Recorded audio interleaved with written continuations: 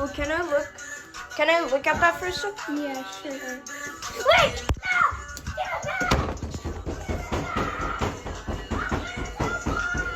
¡Hey! ¡Te estoy hablando! ¡Cálmate!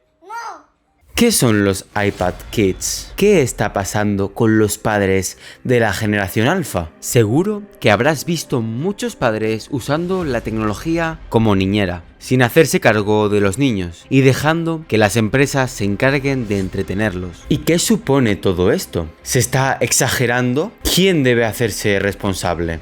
En el vídeo de hoy analizaremos quiénes son y cuál es el contexto de crecimiento de la generación alfa. ¿Cuáles son las diferencias con las otras generaciones? Veremos los 3 síntomas claves que podemos observar y los 4 posibles culpables de los problemas que están sufriendo los niños hoy en día. Y por último, ¿qué podemos hacer nosotros para poder evitar que estos niños acaben tan mal como se prevé? Antes de enfrentarnos al problema de la generación alfa, es conveniente definir un poco quién es esta generación. Creo que es importante remarcar que cuando yo hablo de una generación, es una forma de generalizar. No digo que en todos ocurra lo mismo, pero sí que se observa y comento una clara tendencia. La generación alfa normalmente corresponde a aquellos nacidos entre 2010 y 2024-2025. Pero bueno, no es algo fijo, seguro que hay generaciones Z de los 2008-2009 que se sientan más parte de la generación alfa y generaciones alfa que se sientan más parte de la generación Z. Todo depende un poco del contexto. Pero volviendo a los alfa, esta generación es diferente. Y es que la generación alfa nació rodeada de tecnología. Son nativos digitales. Ya fuera una televisión inteligente, un móvil, un ordenador o incluso tablets. Todo a su alcance. Y como hemos comentado, su consumo en la gran mayoría es diferente. La generación alfa más cercana a la generación Z han compartido series como Doraemon, Bob Esponja, Hora de Aventuras, entre otras. Además, otras series como Los Thunderman o Henry Danger, o incluso Nicky, Ricky, Dicky y Dawn. Series de comedia estadounidense con chistes y con temáticas fáciles de entender. Y al fin y al cabo son series muy fáciles de ver y de acabar enganchado a ellas. Es lo que diríamos puro Nickelodeon. Pero conforme nos acercamos más a la generación alfa más profunda, vemos contenidos algo más turbios. Espero no ser el único que Peppa Pig le pareciera un poco extraño. O incluso los mismos dibujos animados Masha y el oso, que ya fueron los primeros en ser bastante hiperestimulantes. Por cierto, la verdad es que no sé si os habéis fijado, pero no sé qué han hecho con los Gormiti. Ahora bien, el dibujo animado por excelencia en esta generación es CoComelon. Una serie hiperestimulante, hiperdopamínica, hipercolorida, hiper todo en general. Lo tiene todo para poder romper el cerebro de los niños. Podemos ver claramente las diferencias entre la serie antigua y la actual. Pero la generación alfa no se queda solo en los dibujos animados, y es que consume mucho más. Y no es que destaquen por ser muy lectores, al contrario, como comento en este vídeo, o no sé por dónde saldrá, esta generación la verdad es que a nivel de lectura está en niveles muy bajos a los esperados. Y es que esta generación, además de consumir lo dicho, consume redes sociales. Como sabréis, las redes sociales se han llenado de contenidos basura. De hecho, datos recientes indican que en España 8 de cada 10 estudiantes tienen móvil ya a los 11 años y el 92,5% de los jóvenes de entre 10 y 20 años ya está registrado en las redes sociales. Por ejemplo, un informe de UNICEF advierte que el 5,7% de los niños ya presenta una hiperconexión excesiva, vinculada a síntomas de ansiedad y de depresión. Al principio eran blogs en YouTube de niños y niñas enseñando su vida de ricos, como las ratitas, por ejemplo. Eso yo creo que generaba en los niños como un sentimiento de inferioridad frente a ellas. Las idolatraban, las ponían en un altar solo porque quizás tenían más juguetes o porque tenían una casa mucho más grande o porque podían permitirse hacer viajes a Disneyland. Pero luego cambió todo. ya nadie se acuerda o ya nadie ve a esos youtubers. Y es que los brainrots han invadido todo. Y no solo hablamos de los brainrots italianos, sino que hablamos de todo tipo de brainrots. Y es que este entretenimiento vacío destroza la concentración, destroza la memoria y destroza la capacidad de pensamiento crítico.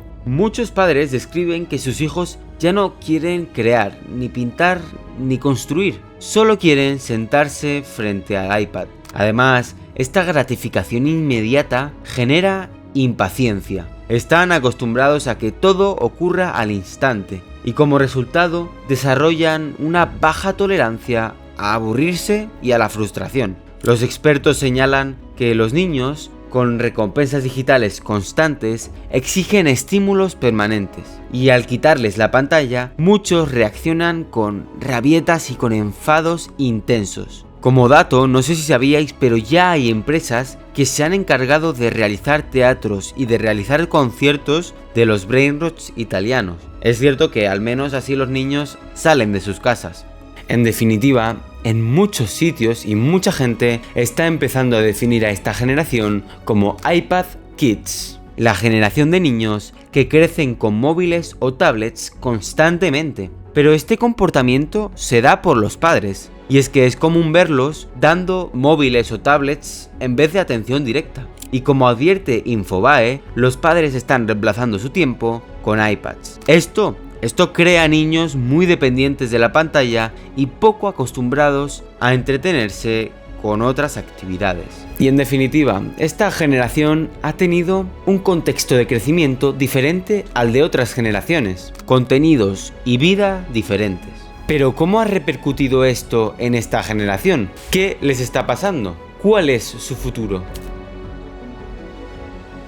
Hemos visto un poco el contexto de esta generación, pero ¿cómo repercute esto en sus habilidades? 1. Menor atención y concentración. La Academia Española de Pediatría advierte que el uso intenso de tecnología en los adolescentes y en los jóvenes reduce la capacidad de atención y la memoria de trabajo y aumenta la impulsividad. Y estudios del Hospital de Toronto muestran que cada hora extra de pantalla infantil se asocia con un 9 a 10% menos de probabilidad de tener rendimiento positivo en lectura y en matemáticas. Y a ver, esto pasa a la generación alfa, pero también a la Z y a todas las generaciones. No es un problema único de esta generación. La cuestión es que esta generación alfa tiene el cerebro todavía en desarrollo. Y es por eso que es tan importante cuidar esta etapa. 2. Pérdida de socialización cara a cara.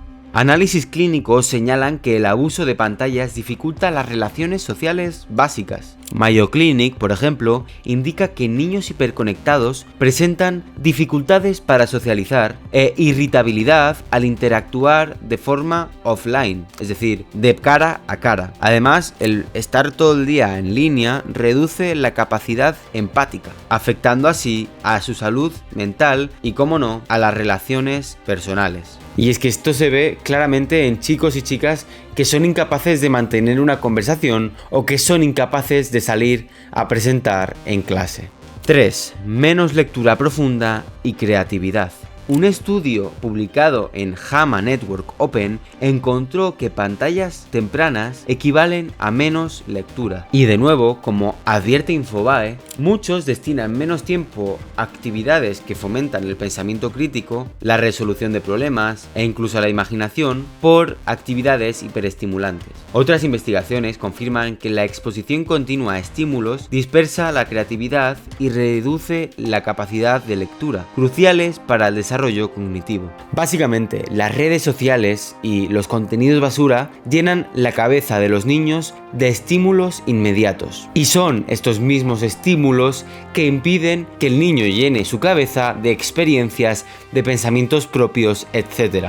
En definitiva, impiden que florezca su creatividad. Y es que hemos visto estos 3 síntomas claros en los niños. Ahora bien, una pregunta muy recurrente es: ¿cómo podemos combatir esto? Porque sí, si dejamos a los niños sin redes sociales, sin tecnologías en general, se podrán evitar la mayoría de estos síntomas. ¿Pero a cambio de qué? A cambio de aislar. a cambio de dejar fuera de conversaciones y a cambio de que los padres acaben demonizados. El problema no es que el móvil haga daño o sea malo, porque, por ejemplo, fumar es malo, pero no tienes la obligación social de seguir fumando. Por lo tanto, no tienes esa dificultad para dejar de fumar. No es algo obligatorio el fumar para poder encajar. En cambio, los móviles, las redes sociales y en general el estar conectado es obligatorio para existir, al menos de forma social. Por eso, como veremos más adelante, la solución no está en prohibir. Hay soluciones más lógicas. Pero antes de entrar en estas soluciones, veremos un poco quién o cómo hemos llegado a esta situación y por qué los niños están en un punto de casi no retorno. Aquí hay varios protagonistas y potenciales culpables. 1. Las empresas. Por un lado tenemos a las empresas como TikTok, Instagram o YouTube que diseñan algoritmos para mantenernos enganchados, muchas veces con escasas limitaciones éticas o legales. Ahí entra el tema de los lobbies, donde a cambio de contratos un tanto ilegales, los gobiernos pueden mantener a la población controlada. Pero bueno, este ecosistema tecnológico se alimenta de la atención de los usuarios, sin importar la edad, y premia así el contenido más superficial. Como explica el artículo de Telos, el brain rot es un síntoma de una sociedad que ha priorizado el entretenimiento vacío sobre el pensamiento crítico. Y es que es este modelo de entretenimiento vacío y algorítmico los que más ganan hiperestimulando a los niños. Bueno, y en general hiperestimulando a la población. 2. Los niños. Mucha gente ataca y culpa a los niños, pero no tiene ningún sentido. Al final, por muy duro que parezca, los niños no tienen ningún tipo de capacidad de discernir ni de saber lo que está bien ni lo que está mal. Y seguramente los que critican a los niños serán los mismos que después sean parte del problema, es decir, sean los culpables. 3. Los padres. Y sí, aquí viene gran parte del problema. Y es que no quiero ser demasiado malo y tampoco soy nadie para ir juzgando a nadie. Pero es una evidencia que la educación ha cambiado. Los padres ya no enseñan. Los padres ya no muestran lo que está bien o lo que está mal. Y los padres ya no dejan que los niños se aburran. Y es que de alguna forma se puede observar que los niños son como un estorbo para los padres. Y se ve perfectamente en el tema de los iPad Kids. Los padres les dan a los niños los móviles, las tablets, para que no molesten y para que no hagan ruido. Y así ellos poder disfrutar de paz y de tranquilidad. Obviamente es entendible querer un poco de paz, pero no veo que la solución sea callar o darles algo para que se entretengan fuera de su mundo. Al fin y al cabo, están en la época de pleno desarrollo y si se les bombardea con tantos estímulos, se frena ese desarrollo y esa capacidad de creatividad. Con ello, dejan de tener la habilidad de pensar por sí mismos. 4. El gobierno. Y es que sí, los padres no educan bien, no cuidan bien en muchos casos y recurren a tecnologías para entretener a los niños. Pero, ¿por qué los padres actúan así? Pues aunque daría para otro vídeo, yo veo que el sistema laboral y que la cultura han cambiado. Y ahora cuidar y hacerse cargo de una familia es muy complicado. Por un lado, los padres son menos presentes ya que deben, en su mayoría, salir a trabajar ambos. Además, los padres llegan cansados del trabajo, por lo que no tienen tiempo ni energía en muchos casos para poder dedicárselo a los niños. Pero, ¿el gobierno qué pinta en todo esto? A partir del problema de la familia desestructurada, creado tras años y años, se busca que haya la mayor dependencia en el Estado posible. Porque sí, que el Estado regule las redes sociales es control, que el Estado regule que ven los niños es control. Y aunque la causa podría ser buena, puede acabar siendo la herramienta perfecta de manipulación y de control social. Suena turbio y bastante paranoico, pero no es una distopía que se busque regular los contenidos, limitar el acceso a la gente y que la familia pierda el poder de la elección sobre sus hijos. En definitiva, el Estado educa a los niños a su antojo y genera básicamente una manipulación en toda regla. Frente a todo esto, la pregunta es, ¿hasta qué punto deben intervenir los padres, el gobierno o la sociedad en general? Respecto a los padres, su papel es clave. No se trata de demonizarlos, pero sí de dejar usar a la tecnología como niñeras. Es vital que los padres establezcan límites claros, priorizar los juegos creativos, las actividades al aire libre antes que las tecnologías. Además, deben educar con el ejemplo. Un padre conectado compulsivamente enseña a los hijos que vale más la pena estar conectados por la pantalla que una conversación. Pero finalmente, la responsabilidad es colectiva. El sistema actual, como las empresas tecnológicas, los modelos de negocio y las regulaciones, crean una infancia hiperestimulada. Porque sí, el cambio sistémico es requerido. Lo ideal sería tratar de hacer frente a estos diseños algorítmicos. Pero en el mundo actual es complicado y no todos están dispuestos a cambiar. Lo que sí que debemos hacer es formarnos. Es aprender a usar bien estas redes y las tecnologías. Y en definitiva, enseñar a los niños a utilizarlas. Porque sí, se pueden y se deben utilizar, pero siempre con cautela. Y es que en definitiva hay que tratar de enseñar unos valores que aporten creatividad y pensamiento crítico. Solo de esta forma la generación alfa podrá crecer no con cerebros podridos, sino como ciudadanos preparados para un mundo cada vez más digital. Pasen un gran día.